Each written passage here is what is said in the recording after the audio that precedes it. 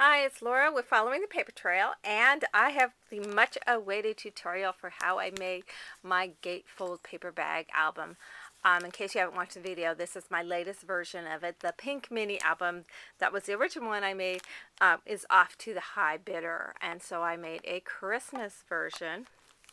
And it is, as I said, made out of paper bags, and then it gatefolds open, alternating sides as it opens up. Still made out of paper bags, but it has tons and tons of room for pictures and tags because I tend to be the queen of tags. So anyway, let me show you how I went about making that. First off, you're going to need paper bags. Now I like to use the paper bags that I get at Michael's. I've seen them at other craft stores, party stores, that sort of thing. They're kind of like in the goodie bag section usually. And they just have a little bit nicer quality of the paper versus the standard lunch bags you just get at the grocery store. These work fine if that's what you have available to you, but if you can find a little bit higher quality ones, you can see they're a little bit smaller. Keep it in the frame, but the paper is just a much nicer quality. In fact, I think you can even see that on camera that it's a nicer quality of paper. For this album, you're going to need 6 paper bags. 3 are going to be on one side and 3 on the other. The first step of what you're going to do, well, first off, what I like to do, this little serrated edge, if you don't like that, I trim about 1/4 of an inch off. And what is that, 6 or 7 millimeters for those of you in metric countries. So trim off that edge. Then the next step is you're going to fold the bottom of the bag up towards the body of the bag. I like to fold it so that flat part there is on the inside of the fold. So I bring that up, line up the edges nicely, and then I'll use my bone folder to fold it. I also don't like this flapping here, so I flip that back and use this a little of your favorite adhesive to stick that down. I also found on one of my paper bag albums, it gaped a little bit on the side. So I just run about 1 inch worth over on that edge, right at that base. Don't have to be super particular as to where it's placed. You just want to get it so it stays down. So you're going to do 6 of these like this. Now, as I said, 3 are going to be on one side, 3 are going to be the other side.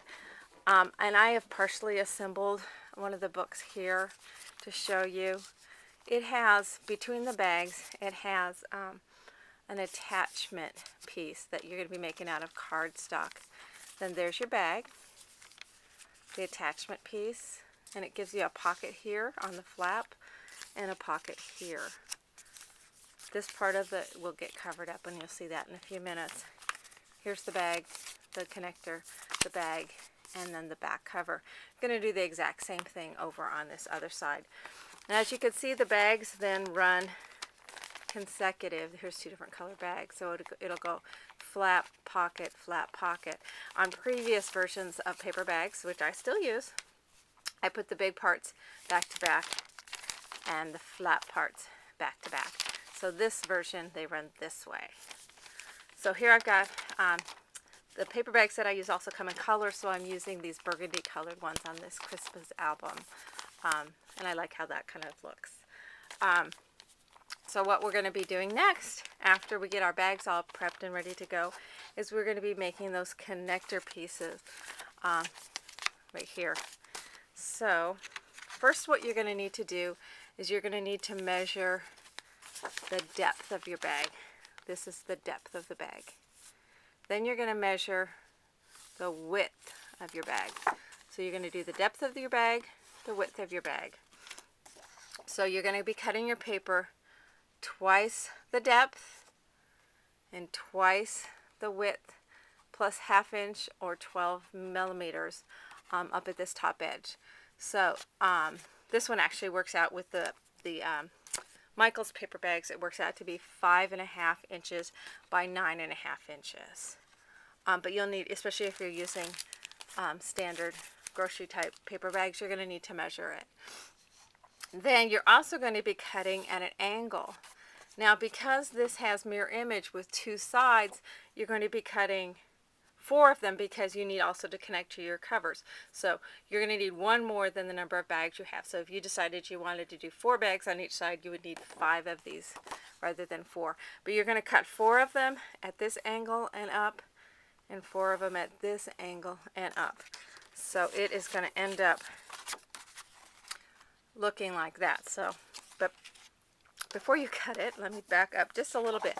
Where these lines are that I have drawn, this is where you're going to need to score it. So you're going to score it down the center, and you're going to score it down the center less that 1/2 inch. So you're going to score that 1/2 inch, and then the distance between that 1/2 inch and the edge, you're going to score it there.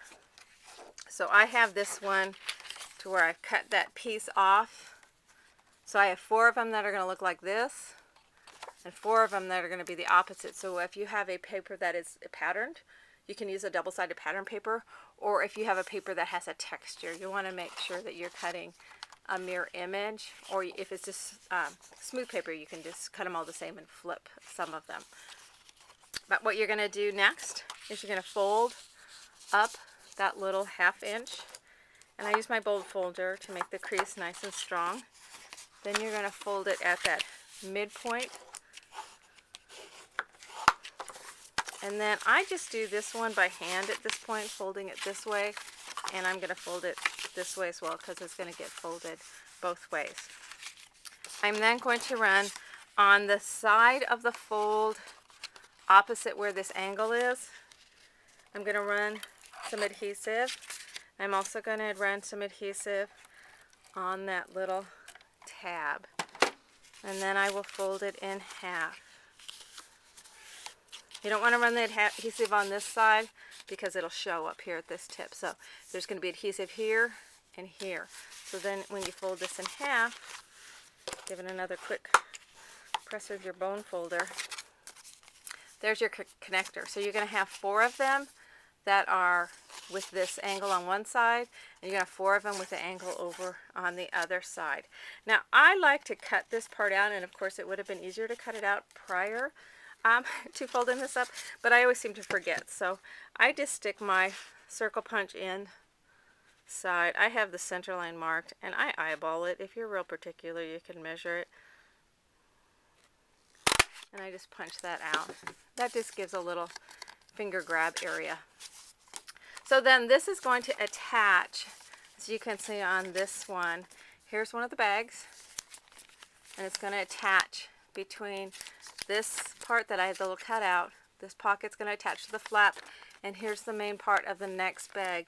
This will attach to this side, and you're just going to keep going, alternating.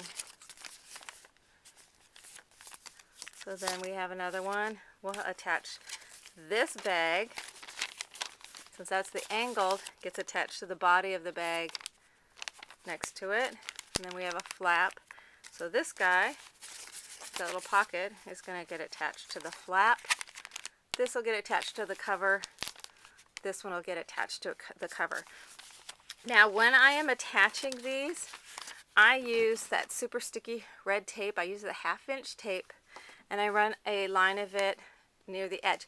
Now I step it back about, I would say about 1/8 of an inch from that fold edge, because what that allows you to have is some expansion room. So if you look at this one that I've already put together, if it was right up to the folded edge, it wouldn't be able to expand, but look at how much expansion. So when you add your photos and your embellishment, it allows the room for that to expand. So you're going to be attaching the bags all together using the red tape, and then I just use regular adhesive on the other part of it. You line them up so there is a nice even edge.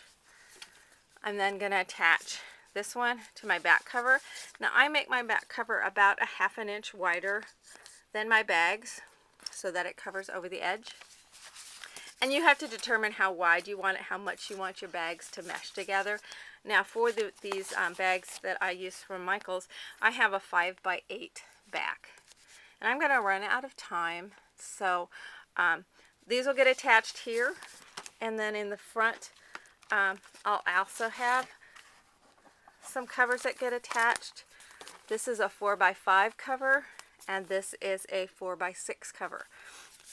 So in order to talk about how I attach the covers, what I'm going to do is finish putting this bag together, and then I will do the covers. So watch for part 2 to show you how to put covers on your mini.